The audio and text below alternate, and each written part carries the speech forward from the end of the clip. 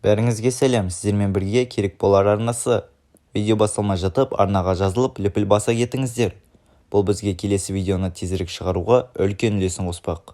Жер планетасын адамзат мекен еткен мыңжылдықтар ішінде әлем картасы бірнеше рет өзгерді. Мұның себебі жаңа мемлекеттердің пайда болуы және байырғы елдердің жойылуы. Мысалы, 20 ғасырдың өзінде 15 мемлекет жойылып кетті. Олардың арасында Югославия, Занзибар, Пруссия корольдігі, КСР және басқалары бар. Бұл тарихи тенденция тоқталған жоқ. Бүгінде де бар. Саяси, экономикалық, экологиялық, басқа да қиындық себептермен жойылып кету. Тарау алдында тұрған мемлекеттер соған дәлел. Әр елдегі болып жатқан жағдайларды бағалай отырып, саясаттанушы, эколог, басқа да сала мамандары олардың болашағына болжам жасап көрді. Сонымен қалай ойлайсыз, 21 ғасыр соңында әлемнің саяси картасында қай елдер болмауы мүмкін? Солтүстік Корея 70 жылдан астам уақыт бұрын Корея түбегінде болған соғыс салдарынан біртұтас мемлекет ыдырады. Нәтижесінде әлемнің саяси картасында екі Корея елі пайда болды. Солтүстік және оңтүстік. Білетініміздей, бүгінде Солтүстік Корея толығымен оқшауланған. Бірақ бұл мемлекетте бәрі жақсы, өз-өзін барлық жағынан қамтамасыз етіп отыр деген сөз емес. Ел халқына табиғи ресурстар жетіспейді. Адамдар кедейлік шегінде өмір сүруде. Корейлердің 1/4-нен астамы күнделікті уайымы өз балаларын тойғыза тамақтандыру және киіндіру. Өйткені жалпы ішкі өнім өсімі тіпті 1%-дан да төмен. Оңтүстік Кореяға келетін болсақ, экономикасы үнемі даму үстіндегі қуатты мемлекет. Екі Корея арасындағы суық қарым-қатынас 70 жыл бойы жойылмады. Ол аз десеңіз, соңғы 3-4 жылда одан әрі шиеленісе түсті. Сол себепті саясаттанушылар, егер Солтүстік Корея мен оңтүстік көршісі арасындағы қайта соғыс ашыла қалса, Солтүстік Корея көп ұзамай жойылып кетеді. Мүмкін Оңтүстік Корея немесе басқа да одақ құрамына кіреді деген болжам жасауда. Нидерланды. Нидерланды да өміріне қауіп төніп тұрған мемлекеттер қатарында. Бірақ оның негізгі мәселесі саяси не экономикалық сипатта емес. Табиғаты көз соймайтындай әдемі елдің бағы да, соры да сол табиғаттан болып тұр. Мұздықтардың еруіне байланысты құрғақ жердің бөліктері суға батып жатыр. Өйткені елдің 1/3 дерлік теңіз деңгейінен төмен орналасқан. Жергілікті үкімет пен халық жасанды жағалаулар мен бөгеттер салып жанталасуда.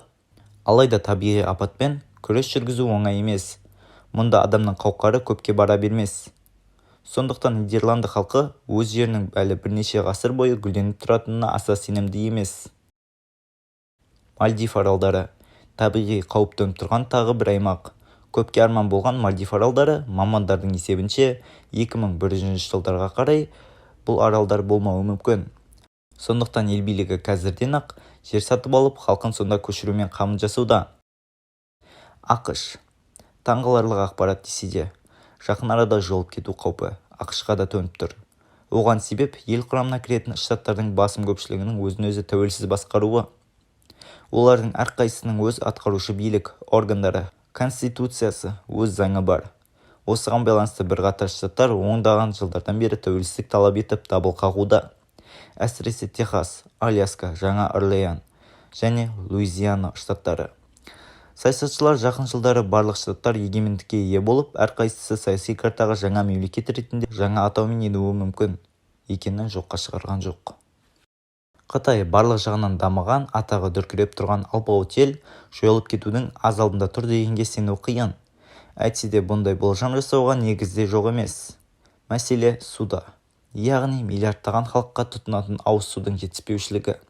Мамандардың есептеуінше 2030 жылдарға қарай таза ауыз су қоры тіптен түгесіледі.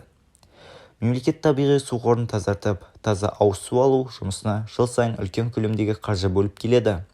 Алайда бұл мәселенің түбегейлі шешімі бола алмайтыны анық.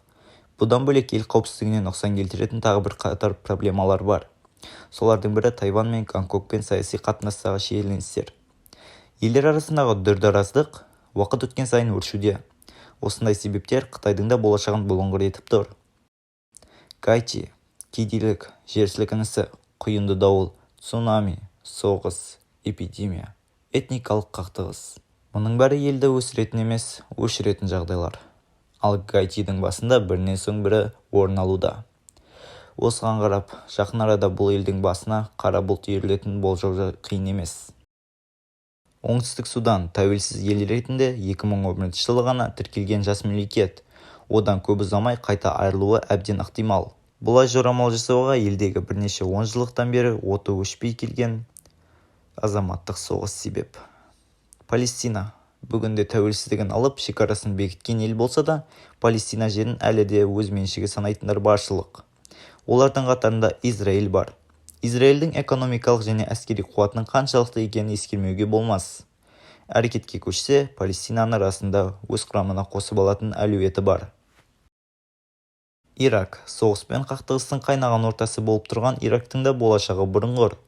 Жыл өткен сайын құлдырап бара жатқан елдің әл-ауқаты әлі қанша жылдық қиыншылыққа төтеп бере алатыны белгісіз.